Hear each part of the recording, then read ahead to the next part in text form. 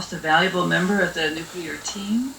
Chris Shorts, the site vice president at Sequoia, unexpectedly passed away while on vacation with his family. On behalf of the board, I would like to express our sincere condolences to Chris's family during this difficult time. And we took this into consideration when we were scheduled to meet as a committee at Sequoia. Electing to postpone that, we'll be there next year or as early as possible. We try to visit each of the nuclear sites once a year. During our meeting, which we rescheduled to take place in Knoxville, we did not create any motions that need to be addressed here, but we were briefed by Joe Grimes about the performance of the nuclear fleet overall on each of the individual units as well.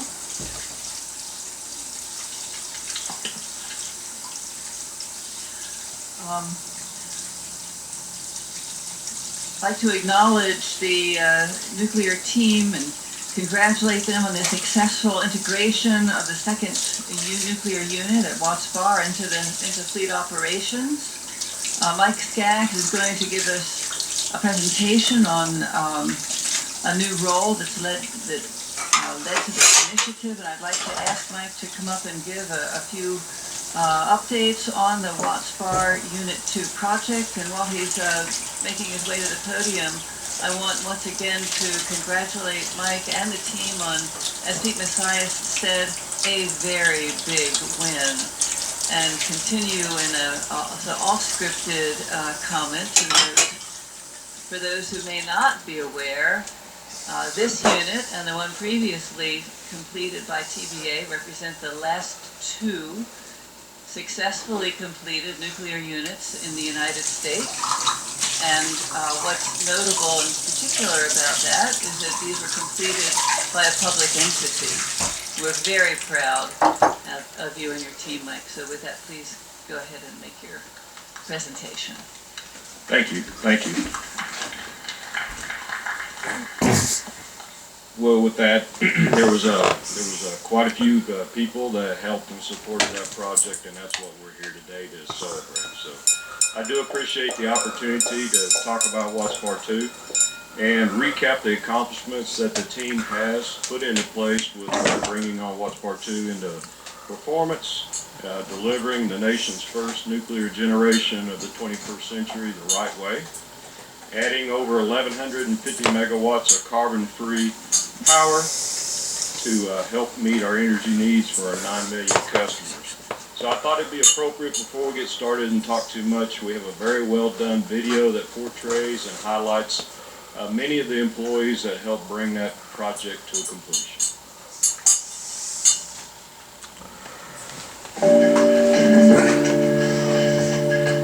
Yeah, Watts Bar will be the first new nuclear build to come online in the 21st century.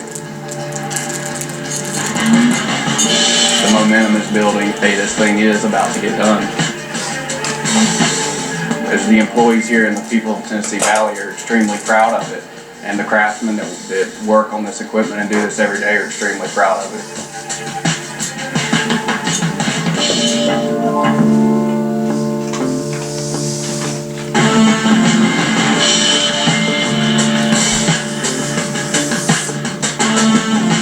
Safety is the most important thing in this project. We each hold a commitment to the safety of our workers and the public. Safety is always held paramount. It doesn't matter how long it takes to do anything, we will do it safely. We'll do it right.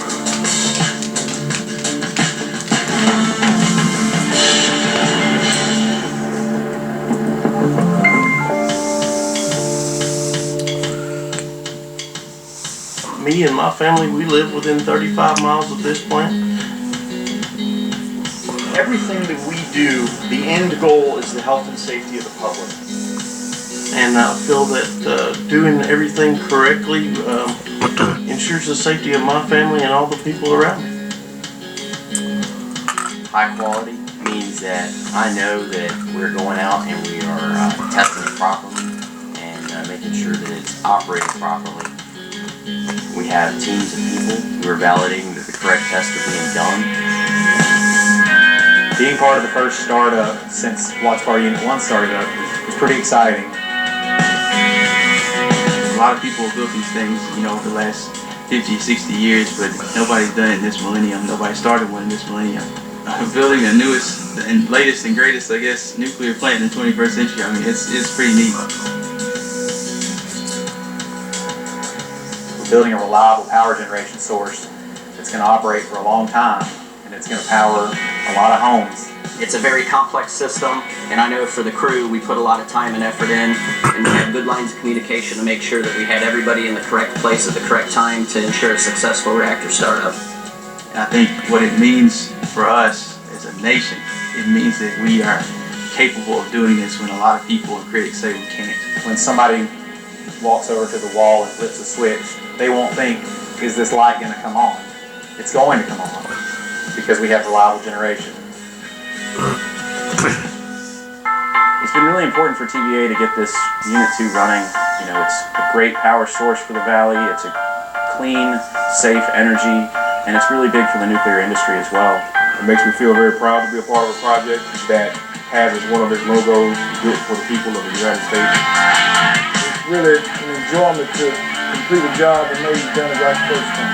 There's been a lot of teamwork that really had to go into getting this turbine up and running. Just the camaraderie between the different craftsmen has just brought us together.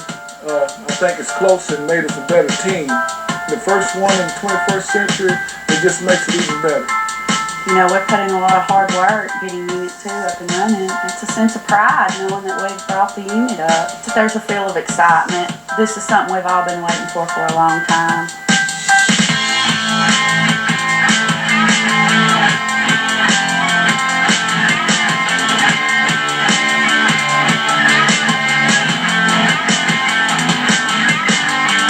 The day we're making 100% power on Unit 2 is just going to be really exciting. It's an accomplishment that everyone here has been working a long time for. We spent a lot of effort making sure everything was safe and efficient. It brings to my mind a level of quality that must be met each and every day that we're here to be able to provide the service of building this plant to the people of the United States and to the people of the Valley.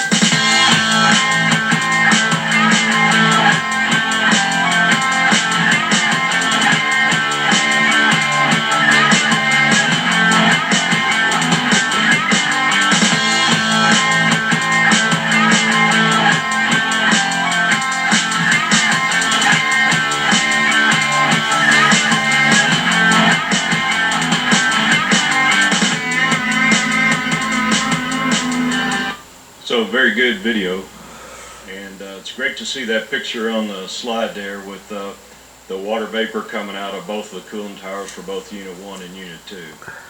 So the overriding priority for Watts Bar 2 was safety. That's what we focused around, that's what we got motivated around. The quality of the asset we validated through the testing. The cost is still within the $4.7 billion that was approved by you all. And commercial operations was met in October 19th of 2016. So there's many challenges that we had, but those challenges have been addressed. Next slide. So to getting the completion of Watts Bar Unit 2, we completed out the design. We completed many pre-operational tests and acceptance testing that was required. We transferred over 89 systems to the operating organization. We transitioned to a 2-unit organization. We did all the work that was required to ready and get the staff ready to operate 2 units, and they did a very nice job with that, and we met all the regulatory commitments that were necessary. We supported over 16,000 hours of inspections that were conducted to verify that we were in compliance with the requirements. That's quite a feat. Next slide. Initial fuel load was in December of 2015. We first sustained chain reaction was May of 23. We tied the unit on to the TVA power system June 3rd. We completed the power ascension testing from there all the way to 100% power, and probably the most critical activity that was performed that went behind the scenes was not impacting the operating unit 1 through the completion of all those tests. We demobilized the project. The site looks better now than it did when we started the Unit 2 project. Like I said, all the procedures and programs are in place for 2-unit operation, and we declared the unit recently for commercial operations. Many accomplishments have been made. Well, it'd be interesting to see if any mention of the fire in the transmission yard or the perception of a chilled work environment. Support from organizations across TVA. We had vendor Their perception support of retaliation There's hardly in a any chilled work TVA environment. There's organization been no that mention didn't of help this so far. participate, work hard to help us get to the end. We had a Watts Bar Community Action Panel. We had local officials, area business leaders, customers. We had experts across the industry that helped us get through some of the difficult points. We had industry organizations that were there, and the NRC, the Nuclear Regulatory Commission, worked hard to support our efforts too. So I'd personally like to thank the members of the board, Bill Johnson, Chip Pardee, Joe Grimes, the Watts Bar team that was there that worked hard. The final point that I'd like to say is the work of the employees was tremendous. They worked very hard, so I'm very proud of what they've done. So thank you very much to everyone that helped. Thank you, Mike. That was a great video. All you've done and your team. I hope, by the way, that the TVA website will have that video up and available pretty soon if it isn't already. Yeah, good. So, when we met in Knoxville, management also updated the committee on TVA's nuclear oversight program. Nuclear oversight performs a number of important functions. The quality assurance group performs audits and assessments to ensure that key requirements are being met. The Employee Concerns Program provides an alternate avenue for employees to raise nuclear safety concerns and to have them addressed anonymously and independently. Employee Concerns is also an independent monitor of the safety-conscious work environment issues. Both are important regulatory oversight tools. The first and most reliable place any business should hear about problems is from its own employees. The Nuclear Oversight Committee continues to focus on the type of work environment issues that were reviewed by the Nuclear Oversight Organization, particularly with respect to fostering a workplace environment that encourages employees to raise safety concerns without fear of retaliation. The board remains committed to this goal. On November 2nd, Watts Bar Station senior leadership met with senior officials from the Nuclear Regulatory Commission to discuss progress to date on addressing the chilled environment at the station. Our Oversight Committee consultant Sam Collins was in attendance at that meeting, and I listened by phone, and will continue to closely follow the site's progress. And finally, like the other committees, the Nuclear Oversight Committee reviewed its annual agenda and charter with a special emphasis on our need for independent expertise. I'd like to again thank Sam Collins, who was very helpful with respect to offering insights on these topics, and he spent some time comparing our committee charter against similar charters in other nuclear utilities. That's one way that we can ensure that TVA adopts best practices in the industry with respect to nuclear oversight. And that concludes my remarks on behalf of the Nuclear Oversight Committee. Jenna. Well, still no mention of the fire. There were also 3 confirmed cases of retaliation against employees. No mention of that. Thank you, Marilyn. It's out of 14 filed. Your committee's been addressing, and your leadership is very much appreciated. Our next agenda item is the report of the External Relations Committee. Committee Chair Mike McWhorter will present this report. Mike. Thanks, Joe. Let me get this closer. The External Relations Committee met October 21st. The committee had 2 items for consideration by the board today. I would also like to report on a number of topics the committee talked about during that meeting. First, like the other committees, the External Relations Committee discussed its annual agenda and charter.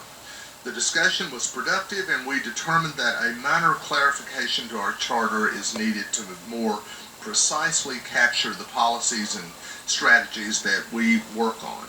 Specifically, we have added language covering electrification to our purpose statement. When we use the term electrification, we are talking about areas in our business where advancements in technology are enhancing the ability for electricity to benefit our society. Beneficial applications such as electric vehicles or converting diesel-burning forklifts to electric power, or in the home replacing an old heating and cooling unit with a high-efficiency heat pump, those are all examples of what we're talking about. All these applications and many more could leverage TVA's ever cleaner portfolio to reduce emissions and lower overall energy costs in the Tennessee Valley. I move that we amend the External Relations Committee charter as noted behind tab 14 in your notebook. Do we have a second? Second. Any discussion? All in favor of approving the item behind tab 14, say aye. Aye. All opposed? None. The item's been approved. On behalf of the External Relations Committee, we appreciate that support. Thank you. I understand that the revised charter should be posted on TVA's website following this meeting. The External Relations update provided by management covered a number of topics, including the response to TVA's request for information, or RFI, regarding renewable generation. There is a growing interest in utility-scale renewables both by potential suppliers and consumers. TVA is tracking this information closely because it is an important part of our integrated resource planning and will be useful as we consider future generation resources. On a related topic, the management update also addressed distributed energy resources. TVA entered into a settlement with the Environmental Protection Agency several years ago as a result of the Clean Air litigation. This settlement provided for certain spending levels on a number of programs, many of which are directly related to distributed energy and energy efficiency. Many of these programs are drawing to a conclusion now, and TVA is working very closely with TV, PPA, and our local power company partners in exploring how to pursue distributed energy in our current environment. One where sales are flat and new resource options are rapidly developing. We'll continue to monitor this effort closely with an eye towards developing efficient, flexible options. The External Relations Committee discussed other topics, including TVA's communications strategies, some issues associated with TVA's land planning, and the issue of floating homes or houses. When the board approved revised policies applicable to floating homes in May, we requested at that time a follow-up report from management on this topic. Management provided additional details on outreach, the status of regulatory efforts, and other related matters at that committee meeting.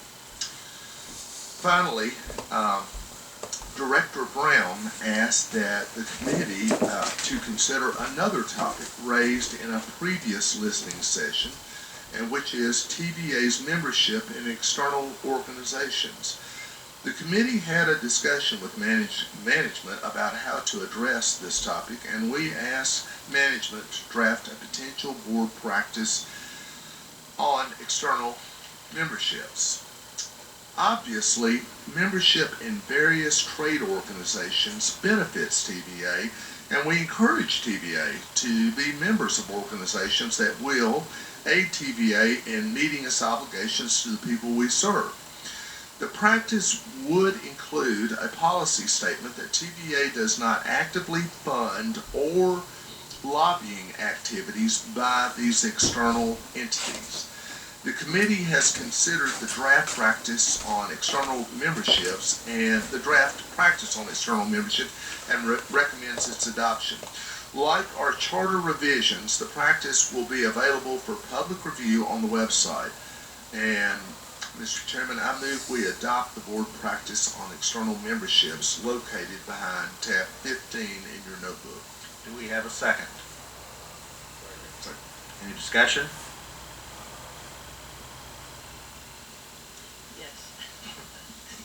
We're a little scripted sometimes.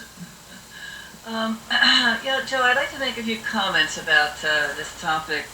TVA does pay a membership dues to a number of organizations like the Electric Power Research Institute, the Public Power, the American Public Power Association, and many others. And one of the TVA memberships was called out by Jonathan Levenshus of the Sierra Club during the last board listening session. And that is our membership, TVA's membership in the Utility Air Resources Group, which I will call UARG. UARG has pursued multiple lawsuits against the Environmental Protection Agency, including challenging EPA's standards for toxic air pollution and urban smog. In addition, UARG is currently involved in litigation against the federal government, challenging the regulation of carbon pollution through the Clean Power Plan. At the time of the last board meeting, none of the members of the TVA board were aware that the TVA was a member of this organization. In fact, I believe that none of the TVA board members had ever heard of this organization. We've since learned that TVA directs its dues to the UARG in such a way as to exclude any financial support for litigation or lobbying. TVA belongs to UARG principally to benefit from the technical information and expertise that its lawyers provide on complex environmental regulatory issues. No TVA revenues have funded litigation in opposition to the Clean Power Plan, either through its UARG membership or otherwise. Right. TVA has made That's highly debatable. Decisions consistent with a reduction of CO2 emissions, as you've already heard at today's meeting. We've reduced, TVA has reduced its carbon emissions by a third since 2005. It's heading toward a reduction of 40% by 2020 and 50% by 2025. I believe that TVA has a special obligation as a federal entity to be transparent.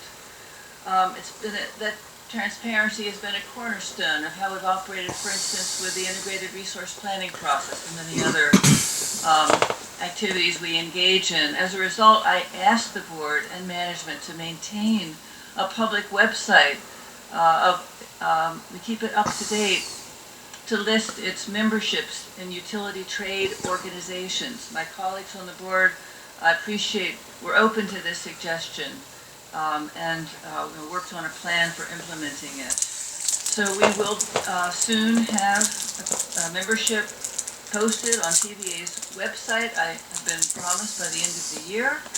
And thanks very much to the TVA's staff for working through this with us on this matter. Thank you, Marilyn. I would like to add one other comment. I think it's extremely important that we be at the table with those in the industry because we like to think the role we play is a stewardship, includes the stewardship of our environment. We always want to make sure that's front and center. So us being there, we know what they think and do, and it's a good opportunity, not just the technical information we get, but also knowing that we intend to participate in the industry. So thank you for bringing this to our attention, and thank those that worked in this to make it something that we all could live with. Any other discussion?